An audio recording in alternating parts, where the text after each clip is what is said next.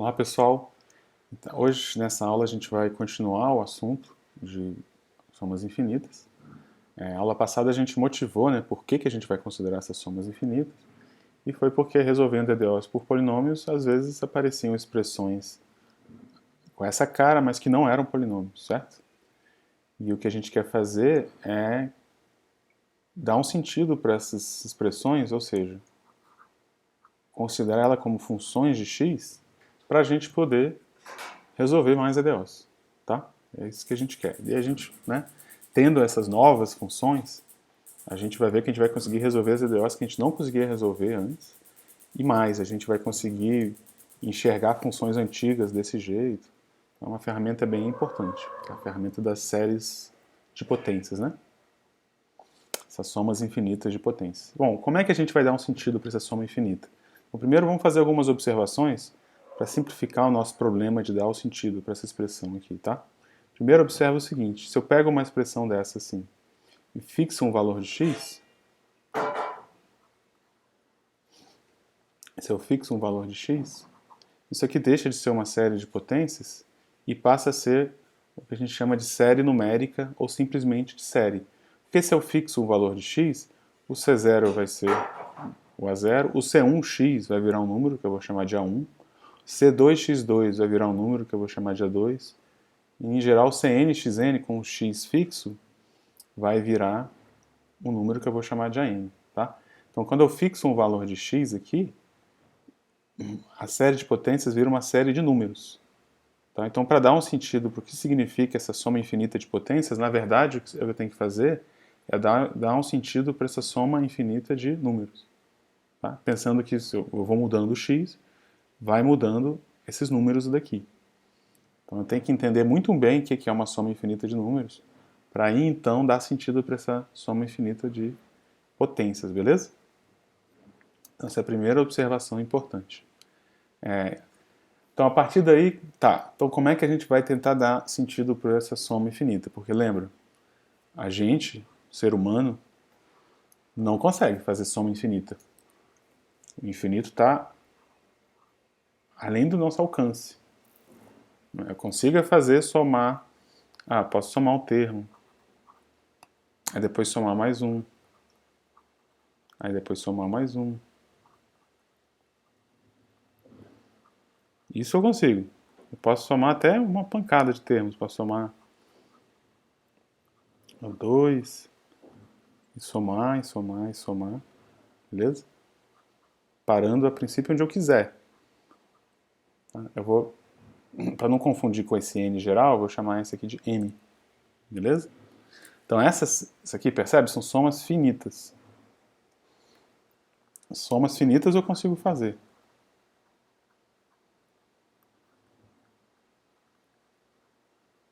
Só que isso não é a soma infinita, né? O que eu faço para tentar chegar nessa soma infinita?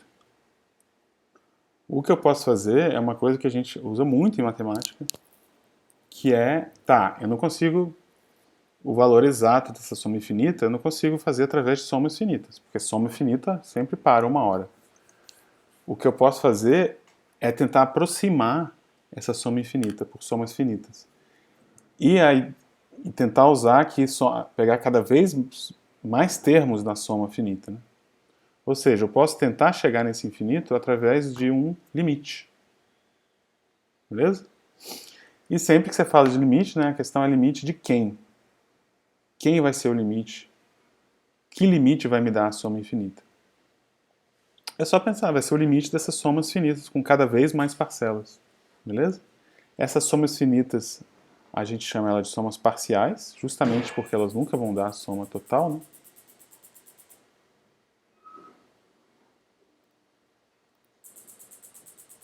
Então essa aqui seria a zeroésima soma parcial, a unésima soma parcial, a segunda soma parcial, a terceira, quarta, essa aqui seria a emésima soma parcial.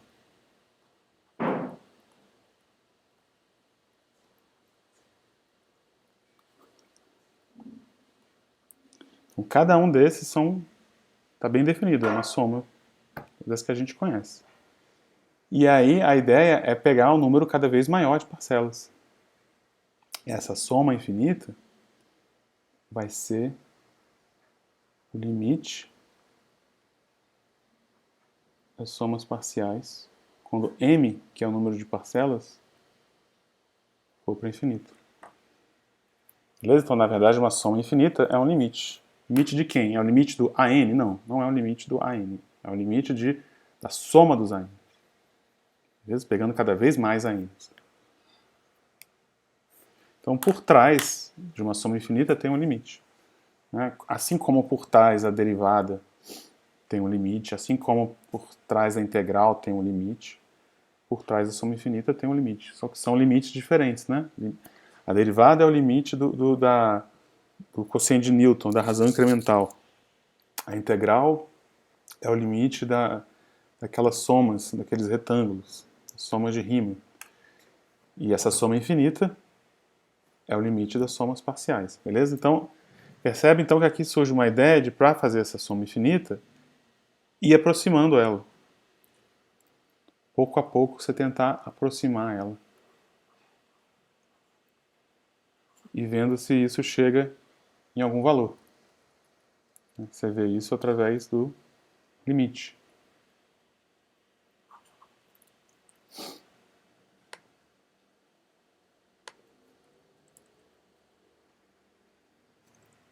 Beleza? Você continua e aí você tenta fazer o limite. Então, uma soma infinita é o limite das somas parciais. Tá? E aí percebe o seguinte, como todo limite, pode ser que não exista, né? E aí, é esse tipo de coisa que a gente tem que estudar. Nem sempre uma soma, a gente já viu isso, nem sempre uma soma infinita faz sentido, nem sempre dá um número. Quer ver? Vou dar um exemplo. Pega aquela soma infinita mais 1, menos 1, mais 1, menos 1, mais 1. Isso aqui é uma soma infinita de números, né? Quais números? Menos 1 elevado a n, tá? De 0, que é o menos 1 elevado a 0, que dá mais 1, até em diante. E aí como é que eu sei se essa soma infinita tem um limite ou não? A gente faz assim, ó. Qual é a primeira soma parcial? Mais 1. A segunda soma parcial? Mais 1 menos 1. 0. A terceira soma parcial? Mais 1 menos 1, mais 1. 1. Na verdade, ó, a quarta soma parcial, você percebe, é a soma parcial anterior mais o próximo termo, que é menos 1. 0. A quarta, não, perdão.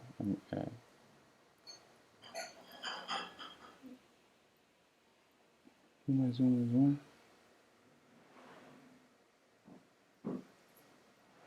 Falta, isso aqui é S2. Eu pulei S2. A segunda soma vai ser mais 1, menos 1, mais 1, que é 1. A terceira é a anterior, menos 1, dá 0. A quarta é a anterior, mais 1, anterior é 0, né? E aí, assim em diante. Ó. Então, as somas parciais. Quanto é a soma parcial? Vou botar do lado de cá. Vai depender de onde você para, né? Se eu parei um cara par, tipo, foi aqui, aqui, aqui, dá 1. Se eu parei num cara ímpar, tipo aqui, ou aqui, ou aqui, vai ter um cancelamento e vai dar 0.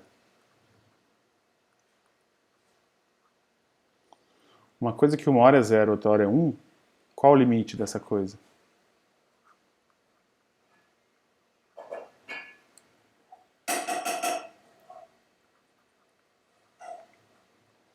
Não existe, né?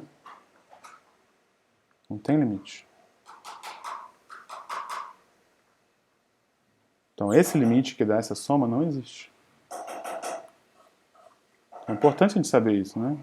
Então aí você sai daqueles dilemas de menos 1 mais 1, menos 1 mais 1, dá 0, dá 1, dá meio. Não dá nada. Beleza? Por que a gente pode responder agora porque não dá nada? Porque a gente tem uma definição do que é uma soma infinita. Tá? E percebe que da maneira que a gente está definindo, a gente não está somando de qualquer jeito. Se eu tenho uma soma infinita assim, eu não estou pegando o A0, depois o A10, depois o A1, depois o A100, depois o A2, depois o A1000, depois o A7. Não estou fazendo isso assim.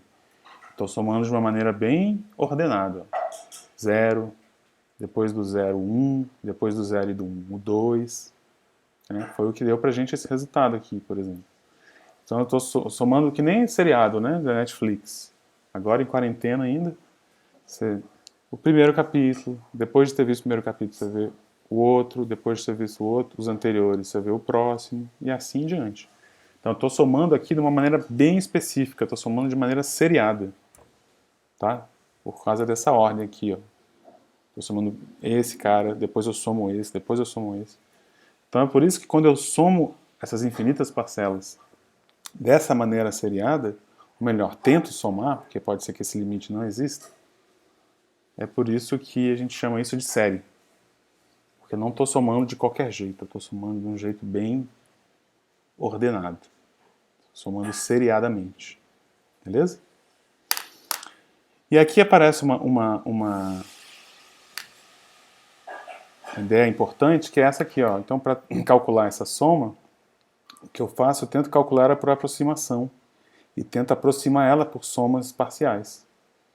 Então, aí surge uma ideia de aproximação e uma ideia de limite, que se você prestar atenção nos detalhes, é muito parecida com o cálculo 1, mas é diferente do cálculo 1, porque os limites que a gente calcula em cálculo 1 é o limite de f de x, onde x é uma variável real, né?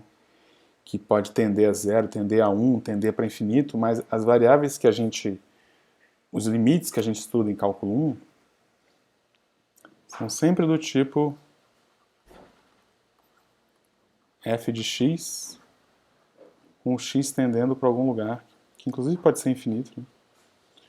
Só que no cálculo 1, você sempre pensa no x variando continuamente para, né? Indo lá, preenchendo toda a reta.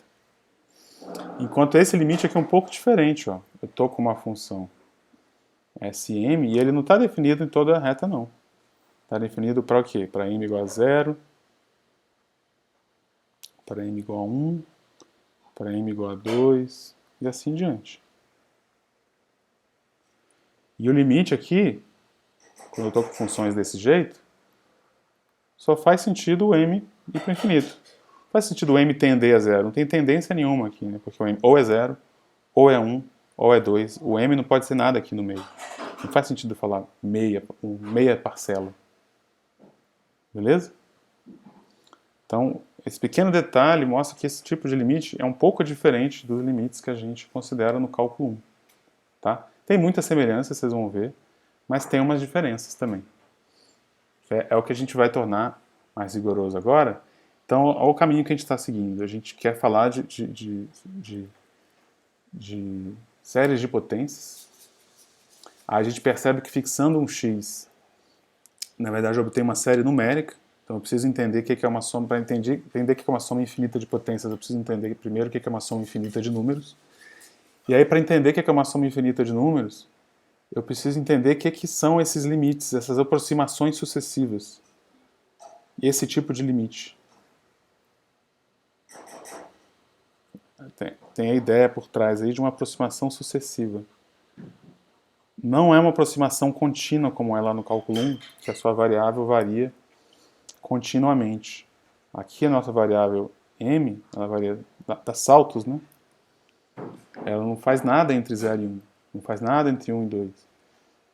Então por isso que o único limite que faz sentido considerar aqui é ela aumentando cada vez mais. Tá?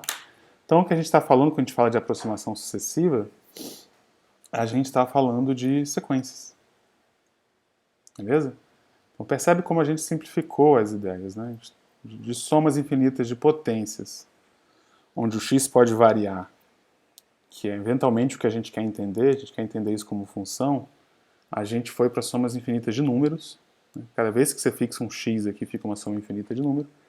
Para entender o que é essa soma infinita de números, você faz aproximações sucessivas, e aí você percebe que o importante aqui não é um AN, mas a soma dos ANs, que é essas somas parciais, e você quer saber se essa aproximação sucessiva das somas parciais vai para alguém. Então a gente precisa, aí a gente vai precisar calcular esse tipo de limite, né? Esse é o limite que a gente vai olhar com mais atenção agora, limite de sequências. O que é limite de sequência? Esse tipo de limite, limites, que não é uma f de x, é uma AN, ou BN, ou CN, ou SM, como era lá, onde o n vai para o infinito de maneira assim, passo a passo. Por isso, a aproximação sucessiva. Né? Beleza? Vai mostrar aqui que tem alguns exemplos que vocês já conhecem. Esse tipo de exemplo, essa ideia de aproximação sucessiva é uma ideia bem antiga, né? Por exemplo, você pode tentar aproximar a área do círculo por aproximações sucessivas, pegando polígonos de cada vez mais lados. Então, aí, esse AN, nesse caso aqui, o AN seria a área do polígono inscrito de N lados. E a ideia é que, nesse caso, esse AN, à medida que o N vai para o infinito, esse AN ficaria mais próximo de quem? Da área desse círculo, né?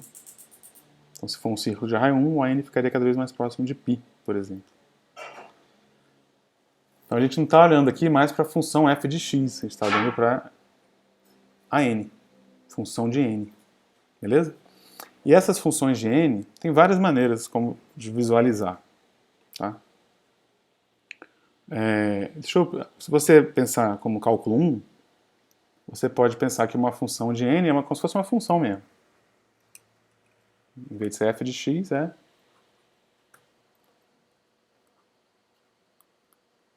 a de n. Com aquela diferença, né? O n só varia valores aqui. E aí, se você for fazer um gráfico dessa função, ia ficar um negócio parecido com isso aqui. Ia ficar um gráfico meio esquisito, né? A gente está pensando em, gráfico de função, a gente sempre pensa em traçar um negócio assim, né?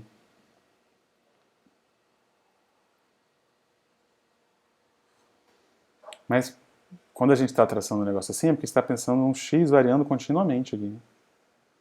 Se a gente não tem isso, como é o caso aqui, vai ficar um gráficozinho de barras aqui. Você não tem x variando continuamente, você tem um n que varia de 1 em 1. Beleza? Então isso aqui, apesar de ser um jeito de enxergar uma sequência, não é um jeito mais intuitivo. O jeito intuitivo, quando você pensa em sequência, é uma sequência de números, né? Põe eles na reta. Desenha o A0, desenha o A1, desenha o A2, desenha o A3. Em geral, desenha o AN. Inclusive, é importante a gente desenhar assim, porque a gente percebe que quando a gente fala de sequência AN, o N, ele não diz a posição onde o cara está na reta. Ele diz só quem é o primeiro cara, quem é o segundo cara, quem é o terceiro cara. Mas o primeiro cara pode estar aqui, o segundo aqui, o terceiro pode voltar, o quarto pode voltar mais ainda, depois pode ir lá adiante. Então o N não diz a posição na reta. Ele diz só se é o primeiro passo, se é o segundo passo, se é o terceiro passo. E o que a gente quer saber é à medida que o tempo passa, que os passos passam, se esse vai se aproximando de algum valor. A gente chama de limite de uma sequência. E aí uma maneira de definir o limite da sequência é aquele, ó, enxerga como uma função e pensa como limite de função mesmo. Tá? Mas, à medida que esse n cresce, isso aqui vai para um valor A, tem um limite A.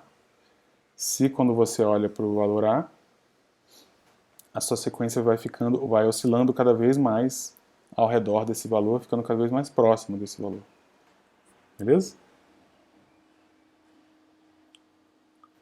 Como é que seria aqui na reta? Assim, se essa sequência aqui estivesse indo para alguém, seria assim, ó, ia ter um valor A aqui, que os primeiros termos podem até ficar longe, ela pode até ter a impressão que está indo lá para fora. Mas para ir para esse cara, a partir de algum momento ela teria que ficar cada vez mais oscilando aqui ao redor desse cara.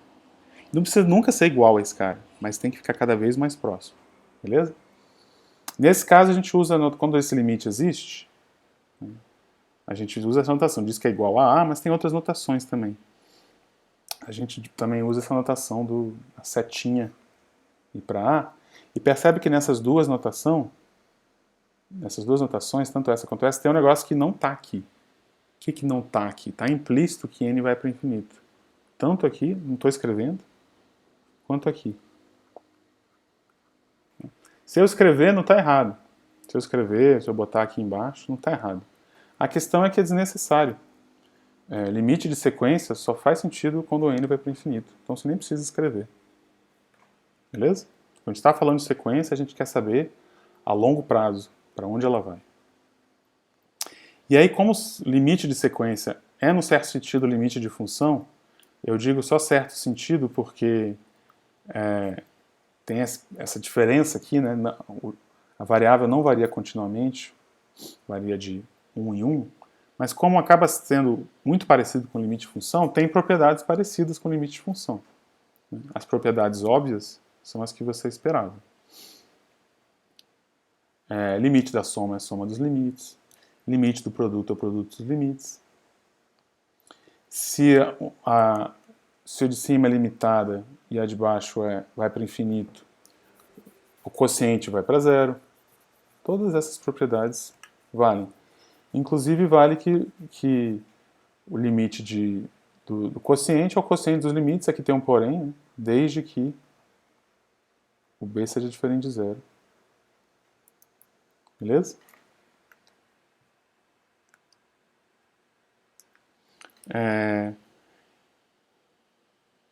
E aqui também vale as propriedades de desigualdade, que vocês conhecem de limite de função, mas talvez limite de função vocês tenham usado pouco essas propriedades.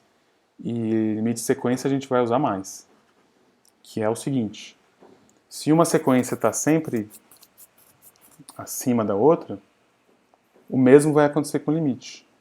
Não tem como uma sequência estar acima da outra e quando você, uma sequência está aqui e outra está aqui, e aí quando você pega o limite, não tem como essa passar. Tá? A gente diz que respeita essa desigualdade. Lembrando sempre que tem que ter o igual. Porque o exemplo sempre que você tem que ter em mente, uma sequência importante é 1 sobre n. 1 sobre n é do tipo limitado sobre infinito, né? Então o limite dela é 0. E ela é sempre maior do que 0. Tá? Mas isso aqui é satisfeito, né? Eu posso considerar que isso aqui é uma sequência também. Isso aqui a gente chama de sequência constante. E essa sequência está sempre acima dessa. Mas o limite dessa aqui, qual é? É 0. E eu não posso dizer que isso é maior do que o limite dessa, que é 0 também. 0 não é maior do que 0. Então, agora, maior ou igual é. Beleza? Então, o maior ou igual é preservado quando você toma limites. Só o maior não é preservado. Outra coisa importante para você calcular limite de sequência, que vocês já ouviram lá no cálculo 1, mas talvez tenham usado pouco, e aqui a gente vai usar mais,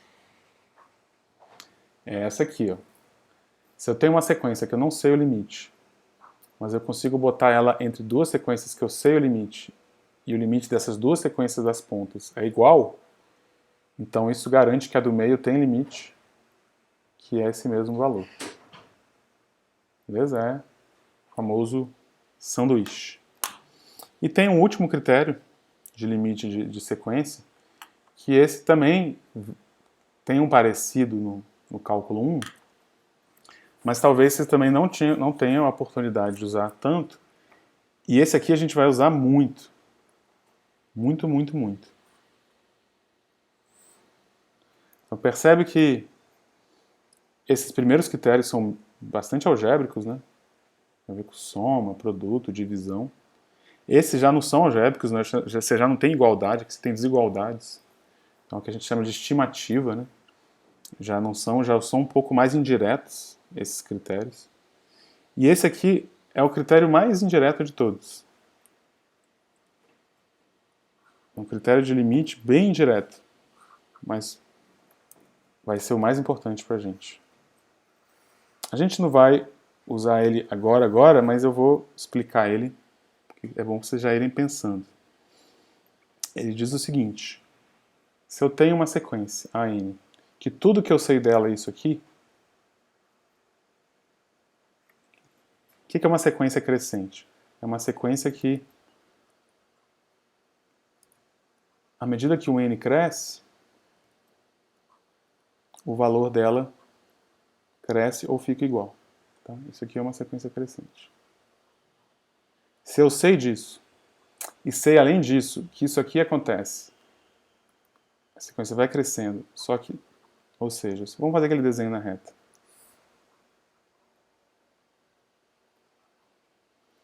Então, a sequência crescente é aquela que, à medida que vai crescendo o N, A0, A1, vai crescendo o valor.